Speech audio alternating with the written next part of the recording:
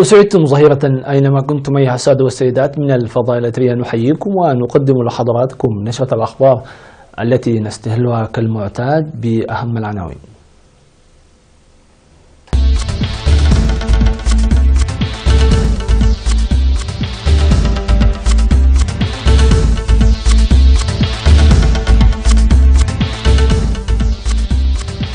وضع برامج للدفع بقوة لحفظ المياه والتربة بالإقليم الأوسط. تقديم دورات تأهيلية لمدراء المدارس في إقليم القاش بركة. دعوة لبذل جهود منسقة تحسبا من انتكاسة نهر المياه. روسيا تبحث عن أشلاء ضحايا تحطم طائرة. تكلفة إعادة إعمار العراق تتجاوز 888 مليار دولار، وإغلاق مطار لندن سيتي بسبب قنبلة من الحرب العالمية الثانية. أهلا بكم إلى التفاصيل. أعلن قسم الزراعة والأراضي بالإقليم الأوسط في الاجتماع الذي عقده في 12 من فبراير الحالي حول الأنشطة الزراعية لعام 2018 عن وضع برامج وخطط لحفظ المياه والتربة والدفع بها قدما. وذكر مسؤول قسم الزراعة والأراضي بالإقليم السيد هيدا ميكائيل إيوب في الاجتماع الذي شارك فيه وزير الزراعة رفاعين برهة وحاكم الإقليم الأوسط اللواء رمضان عثمان أولياي، ذكر بأن حفظ المياه والتربة أساس متين لتعزيز الإنتاج والإنتاجية، داعيا الإدارات لتقوية تأطيرها من أجل العمل به عبر مساهمة أهلية فعالة.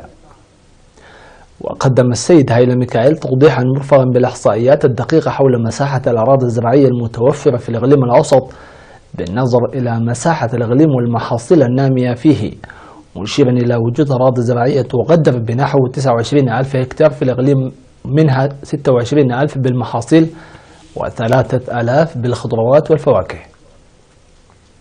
كما قدم مسؤولون معنيون توضيحا مفصلا حول الأراضي الموضوعة للتمهيد بالاستفادة من تجارب العام الماضي المكتسبة، وكذلك حول كيفية الاستفادة من البذور المحسنة وأهميتها، موضحين عن وضع برنامج لإقامة مدارس في 84 قرية لرفع قدرات ومعارف المزارعين. وألقى حاكم الإقليم الأوسط اللواء رمضان عثمان أولياي كلمة ذكر فيها الأسر لتربية الدواجن والنحل وتنمية الخضروات والفواكه، وداعيا في الوقت نفسه كافة الفروع الناشطة تحت قسم الزراعة والأراضي إلى إدخال برامج تنطلق وتدار عبر الأسر والمجتمع. بدوره أوصى وزير الزراعة السيد رفاعين برهة لإجراء عمليات المتابعة والمراقبة لمكافحة دودة الحشد وقرص مزاهر المناحل بكثرة والعمل لإنتاج البطاطا الحلوة لما تحتويه من تغذية سليمة، موضحا بأن المتابعة والتقييم اللازم للبرامج الموضوعة يبرز فعاليته بأكثر.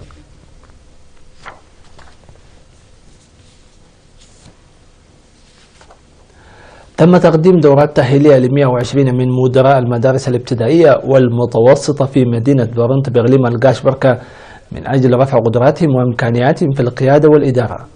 وتركزت الدورة التي نظمها خبراء علم التدريس في وزارة التعليم وفرع وزارة التعليم في إقليم القاش بركة، ركزت على أهمية ومعنى التعليم بالإضافة إلى دور وضع الخطط وسبل تنفيذها في إنجاح البرامج الموضوعة وغيرها. وأوضح الأستاذ حيلا أبهبتاي مسؤول وحدة الأبحاث والموارد البشرية في فرع التعليم بأن الدورة التأهيلية هي مواصلة للدورات المنتظمة لتحسين النتائج التعليمية، مشيرا إلى إجراء المتابعة والمساعدة اللازمة عبر مراكز علم التدريس المشيدة في المديريات. وألقى مسؤول مكتب التعليم في إقليم القاش بركة الأستاذ محمد علي إبراهيم ألقى كلمة أوضح فيها أهمية الدورة بالنظر إلى التطور التعليمي وإدارة الوقت، مناشدا الدارسين على تعزيز دورهم لإحداث التغيير على أرض الواقع. بدوره ناشد المدير العام لقسم الخدمات الاجتماعية في إقليم القاش بركة السيد فرانكو كبابة للدارسين التفاكر والعمل بالتنسيق مع الجهات الشريكة لتعزيز فعالية ونتائج الدورة التأهيلية.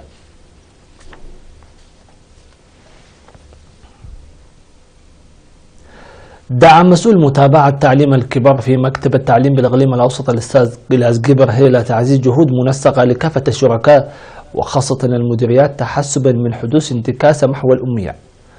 وصرح الأستاذ قلاس جل وكالة الأنباء عن مشاركة 34,000 من المرأة منذ بدء برنامج محو الأمية بشكل رسمي بالإقليم الأوسط في 16 مديريات الإقليم و83 ضاحية و136 نقاط التدريس، حيث محت أكثر من 28 ألف أميتها.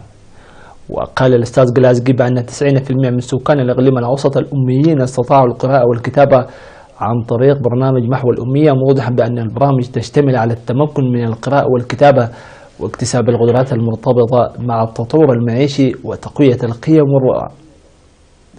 وتبرز مستندات مكتب التعليم بالإقليم الأوسط بانتشار برنامج محو الأمية الذي بدأ بقرى محدودة في الإقليم في العام ما بين 1996 وحتى 2000 في كافة أنحاء الإقليم. وتفيد الدراسة التي أجريت في العام 2016 عن تدني مستوى محو الأمية إلى أدنى درجة، ولذلك أعلن بشكل رسمي عن اختتام البرنامج. أعلن المدير التنفيذي للمكتبات العامة في الإقليم الأوسط الأستاذ إفريم ماتيوس بأن تلك المكتبات ظلت توسع خدمات القراءة الرقمية مصحوبة بخدمات شبكة الواي فاي لتلبية رغبات القراء. وأوضح الأستاذ إفريم بأن مكتبة رورا الرقمية وإدارة الإقليم الأوسط تقدم دعم متواصل لتلك المكتبات التي تساهم بفعالية في تلبية رغبات القراء، بحيث تتوافر لهم كتب تساعد في زيادة معرفة الطلاب وتطور العملية التعليمية، تتراوح أعدادها ما بين 13 إلى 15 ألف كتاب، بالإضافة إلى الخدمات الرقمية المقدمة بالارتباط مع مكتبة رورا التقنية. وذكر بأن القراء يحصلون على الخدمات داخل تلك المكتبات بواسطة الأجهزة الذكية في مسافة لا تبعد 300 إلى 500 متر عبر خدمات الواي فاي. ويتراوح أعداد القراء يوميا ما بين 600 إلى 800 قارئ.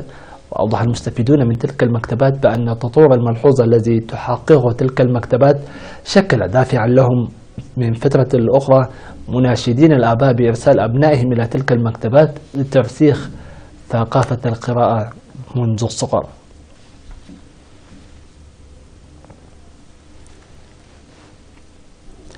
أعلن في التقييم الذي جرى في مديرية مايعين عن تنفيذ عملية إعادة توزيع الأراضي الزراعية بصورة جيدة.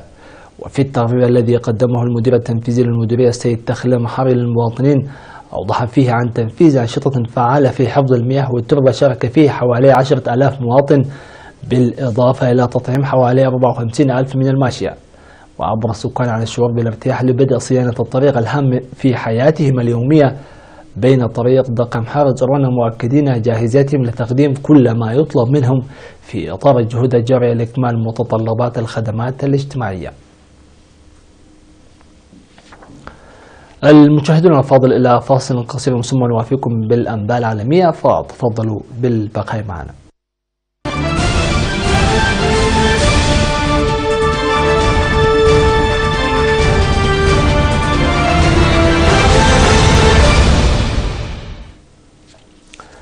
أهلا بكم من جديد. بحث عمال الطوارئ في روسيا وسط حقول مغطاة بالثلوج خارج موسكو عن أشلاء ضحايا حادث تحطم طائرة أسفر عن مقتل كل من كانوا على متنها وعددهم 71 شخصا. وأمر الرئيس الروسي فلاديمير بوتين لجنة خاصة بالتحقيق في سبب تحطم الطائرة التي تشغلها شركة سراتوف للطيران بعد إقلاعها متوجهة إلى مدينة أوراسك في منطقة أومبورغ الواقع على بعد 1500 كيلومتر جنوب شرقي العاصمة موسكو. ومن بين الأسباب المحتملة لسقوط الطائرة التي يعمل عليها المحققون الظروف الجوية والخطأ البشري والحالة الفنية للطائرة. ولم يرسل طاقم الطائرة أي إشارة الاستغاثة. ويحلل الخبراء تسجيل الصندوق الأسود للطائرة الذي انتشل من الموقع وأجزاء من جسم الطائرة.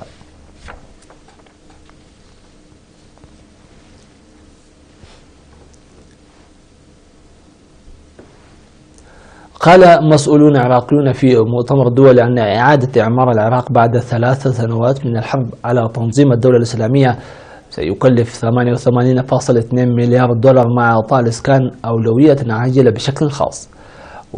وتجمع مانحون ومستثمرون في الكويت هذا الأسبوع لمناقشة جهود إعادة بناء اقتصاد العراق والبنية التحتية بعد خروجه من صراع مدمر مع متشددين سيطروا على نحو ثلث البلاد. وذكر المسؤولون الأمريكيون أن الولايات المتحدة التي قادت تحالفا دوليا قدم دعما جويا مهما في الحرب ضد تنظيم الدولة الإسلامية، لا تنوي التعهد بأي مبالغ لمؤتمر الكويت.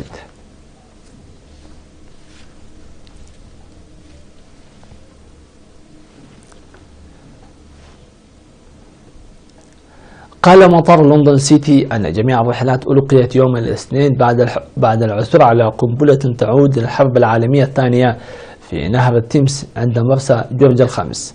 وقالت الشرطة أن القنبلة عثر عليها خلال أعمال في المطار وأنها عزلت منطقة نصف قطرها 200 متر حول القنبلة. وأضافت شرطة المدينة أنها أخلت المباني في المنطقة المحيطة بالقنبلة كما طوقت بعض الشوارع.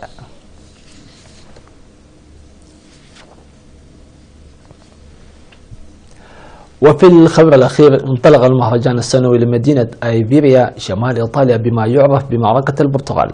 ويشارك في المهرجان عدة فرق يرتدي أفرادها أزياء زاهية الألوان مثل العصور الوسطى، ويشتبكون في حرب حامية الوطيس في شوارع المدينة يقذفون فيها بعضهم بعضا بحبات البرتقال الطازجة. ويعود تاريخ المهرجان إلى القرن ال12، وتقليد تبادل القذف بحبات البرتقال يعود إلى الثلاثينيات من القرن الماضي. ويتم شحن نحو 500 طن من البرتقال سنويا من جزيرة صقلية إلى المدينة من أجل توفيرها لمرتادي المهرجان.